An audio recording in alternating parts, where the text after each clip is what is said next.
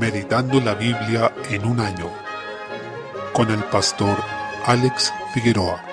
Día 8, mes 7, Primera de Crónicas, capítulo 5. Desde el versículo 18 se relata la historia de las 2 tribus y media que quedaron al otro lado del Jordán, correspondientes a Rubén, Gad y la media tribu de Manasés. A pesar de que fueron ayudadas por el Señor para conquistar ese lugar, de acuerdo con lo que se les había prometido, después se rebelaron contra el Señor y siguieron a los dioses de los pueblos de la tierra, volviéndose paganos. Con esto llegaron al colmo de la insolencia y la ingratitud, escupiendo la mano que los sustentaba con fidelidad y amor. En consecuencia, recibieron el juicio de Dios, que les envió a los asirios, un pueblo que era muy brutal y sanguinario, quienes los exiliaron y transportaron hacia otro lugar, despojándoles de su tierra. Esto nos hace ver la importancia de mantenernos fieles al Señor, ser agradecidos con sus bendiciones, cuidado y provisión. Como consecuencia de eso, viviendo una vida de obediencia, guardándonos de los ídolos que podemos adoptar siguiendo al mundo. Capítulo 6. En los versículos 1 al 30 se expone acerca de los levitas, de quienes se nos habló anteriormente en la Escritura. Desde el versículo 31 se indica que David puso a los levitas en el servicio de canto en la casa de Jehová. Por eso, actualmente en algunas iglesias se llama levitas a quienes cantan, aunque en realidad no se debe buscar un paralelo de este tipo, sino que debemos distinguir esos aspectos que pertenecen a la adoración ceremonial del antiguo pacto. Así, por ejemplo, en algunos salmos como el 150, se enumera una gran variedad de instrumentos de tipo orquestal, los cuales se usaban en la adoración de aquella época. Es necesario entender el contexto de ese pasaje, pues considerando las características que tenían como nación, había un solo templo en el cual se reunían miles de personas. Incluso la ciudad de Jerusalén en tiempos de fiesta estaba con multitudes incontables acudiendo a adorar, y el templo estaba completamente lleno de personas. Por tanto, la adoración tenía una característica nacional, que se relacionaba con ese templo único, y por ello se entendía la gran cantidad de instrumentos relacionados con esto. Desde el versículo 49 se nos indica cómo desde el Éxodo los levitas fueron dedicados al servicio privilegiado en el templo. Dentro de ellos había una línea especial que eran los hijos de Aarón, los cuales estaban encargados del sacerdocio. Salmo 6. En los versículos 1 al 3 nos encontramos aquí ante uno de los salmos penitenciales. El pecado debe llevarnos a una aflicción y una angustia por nuestra propia maldad, pero debemos llevar ese sentir al Señor en arrepentimiento. Esta es la tristeza según Dios que produce arrepentimiento para vida, de la que habla la Escritura en 2 Corintios 7:10. Desde el versículo 4, esto nos debe llevar a tener un hambre y sed de justicia, a anhelar nuestra completa glorificación, donde Dios quitará la presencia del pecado en nosotros para siempre. David no solo ruega por misericordia aquí, sino que también por la resurrección, para poder vivir delante del Señor para siempre. Desde el versículo 8, este quebrantamiento que lleva al arrepentimiento luego da lugar a la restauración, lo que permite que nuestra esperanza en Dios se renueve y seamos fortalecidos en la fe. Vemos que el Señor recibe y sana a quienes se acercan a Él en arrepentimiento, y esto es posible solo por medio de Cristo, ya que Él soportó el castigo de nuestra maldad, pero también nos regala los méritos de su vida perfecta para que seamos aceptados ante la presencia de Dios. Proverbios capítulo 18, versículos 20 y 21. Se aborda la importancia del buen uso de la lengua, pues emana de nuestro corazón, tanto las cosas que decimos, las palabras que usamos y la forma con la que hablamos. Algunos han interpretado de mala manera cuando se dice la muerte y la vida están en poder de la lengua, fundamentando con eso la práctica desviada de declarar y decretar. Sin embargo, se refiere a que lo dicho por nuestros labios refleja lo que hay en nuestro corazón, ya sea para muerte o para vida. También tiene aplicación con los dichos del testigo en un proceso judicial, que en la ley de Moisés podían significar la condena a muerte de una persona. El versículo 20 habla también del uso de la lengua, es decir, no se refiere a declarar o decretar, sino a que realmente podemos edificar o destruir según lo que digamos. Hechos capítulo 26. Se relata la defensa del apóstol Pablo ante el rey Herodes Agripa II, quien estaba junto a su hermana Berenice, habiendo sido traído por Festo para ser consultado, pues este último era romano y no tenía ningún trasfondo judío ni conocimiento de las costumbres de esta nación. Por tanto, no conocía las tradiciones y creencias de los judíos como así lo hacía Agripa. Dado lo anterior, el apóstol habló con más confianza y detalle sobre sus creencias, aclarando que él estaba ahí por la esperanza de las promesas que el Señor dio a sus padres. Esto es importante porque nos muestra que el Evangelio es la necesaria consumación, el cumplimiento en Cristo de lo ya prometido por Moisés y los profetas.